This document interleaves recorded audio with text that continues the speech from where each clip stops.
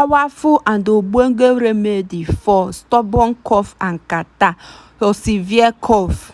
Rush and get this bitter kola you dey see for my screen.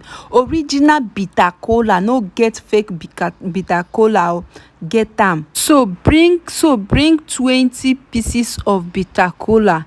Either you put it in oven, it will dry it, or you dry it through sun.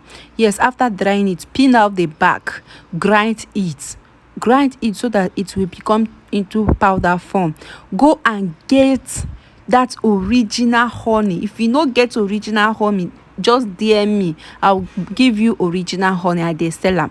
Get that original honey, 1 spoon of original honey. Then bring 2 spoons of that bitter kola you grind, put it inside that small cup, turn it together and be taking it early in the morning and in the night.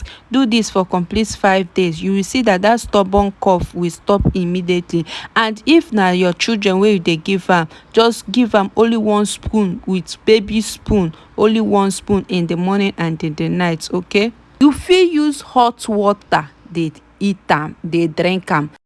You fit dey chew that bitter kola o, but the one wey dey work very well na that dry one and honey. Even children dey eat that dry one and honey also, but that normal bitter kola, children cannot eat it. Please, if you find this video, please, whenever this video reach to your side, please share this video so that you will save life and others will learn from this.